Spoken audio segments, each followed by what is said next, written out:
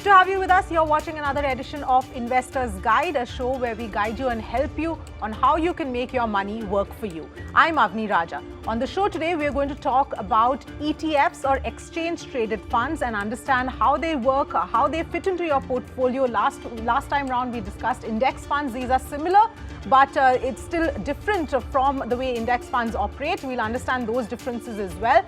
And to do all of that, joining me is Feroze Azeez of Anand Rathi Wealth Management. Feroze, thank you so much for joining us. Like I was pointing out, index funds is something we discussed last time round, and today the focus is on ETFs. So let's start off by understanding about how this category really works.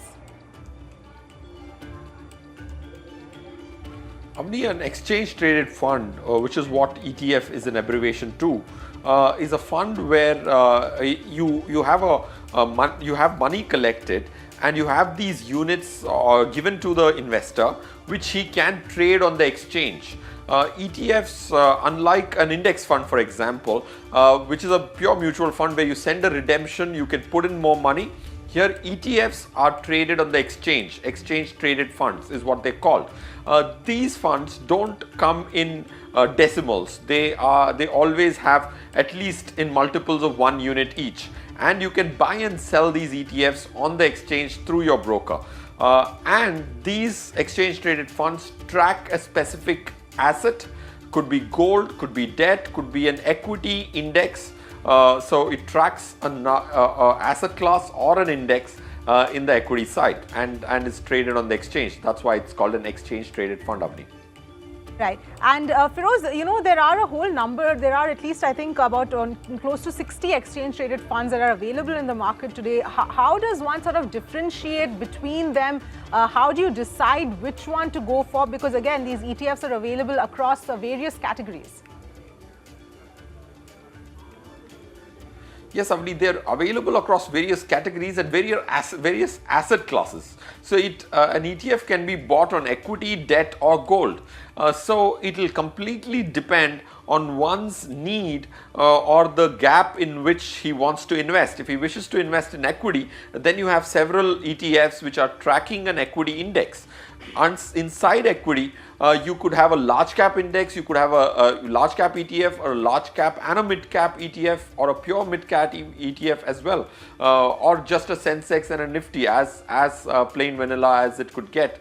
So ETFs are a very large platform rather than a product category in itself, because you can invest in debt, gold and equity both, or all the three of them. So it depends on which asset class a person chooses, and that will automatically help one decipher which is the specific ETF one should buy. Right. So the other aspect also to understand here is that ETFs can be bought and sold on the stock market, similar to how stocks are bought and sold. So investors don't really have to approach the fund house. But that does lead to other important points that investors need to be aware about. If you can help us understand that, because the difference in NAV, what is indicated as the NAV and the actual price could also be a reflection of the demand and supply for those ETFs. If you could just take us what investors should know. Yes, Avni, I think you've brought us to the most important point when it comes to ETFs, exchange traded funds. Point one, when it comes to exchange traded funds, an NAV is computed on a daily basis. Just like any other mutual fund, ETFs also have an NAV which gets published on a daily basis. But when you actually going to be buying and selling on the exchange through a broker or an online broking platform, you may not realize the same NAV. Because of the demand and supply forces, sometimes you might get more than the NAV or less than the NAV. That's a very important point to keep in mind, because in another mutual fund, when you send a redemption, you get precisely second decimal value as the NAV being published. So ETFs actually have an impact of demand and supply when they are bought and sold on the exchange. Second thing to keep in mind is the broker may charge you a brokerage to buy and sell. So it's very important for you to keep an eye on the brokerage terms which you have with your broking platform. That's the second most important thing which one should keep in mind when he or she buys or sells an ETF. Okay. Also, the other question I had, Feroze, is how do you differentiate between index funds and ETFs, and how does one choose which category makes more sense for investor based on the portfolio?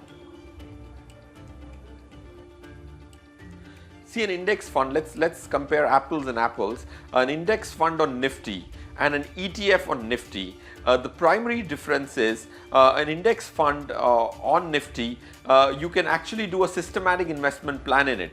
But in an ETF, you can't do a systematic investment plan. So for a retail client wanting to mirror any of the indices for which he or she wants to buy an index fund, he can.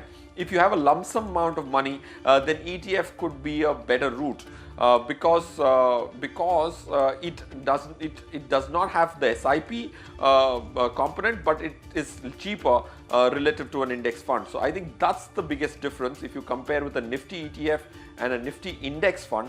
Retail investors who want to recurringly, in a disciplined fashion, save on a monthly basis, then index fund is what is the choice to be made under the passive category of both these heads.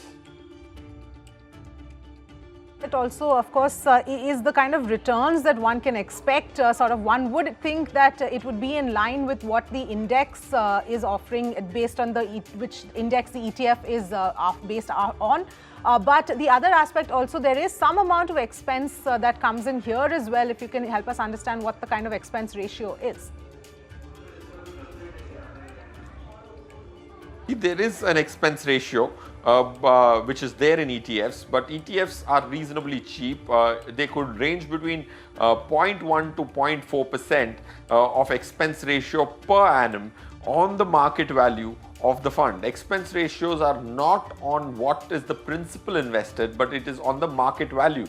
So if you have invested, let's assume 1 lakh rupee 10 years back, and that has turned itself into 4 lakh rupees today, hypothetically, then the expense ratio is on 4 lakhs, not on your 1 lakh. So expense ratio of 0.1 to 0.4% is the range in which ETFs actually operate, and those percentages are a percentage of the market value of the ETF currently held. Apart from that, Avni, if ETF is intending to track let's assume a gold price as a gold ETF, you will still see some difference in price between price movements of gold and the ETF, and that movement inefficiency is called the tracking error. All right, Feroze, on that note, it's a wrap on this edition. Thank you so much, Feroze, for helping us understand what ETFs are. Hope that's become clearer for our viewers as well, and the difference between ETFs and index funds as well. On that note, time to wrap up this edition. We'll be back with another episode.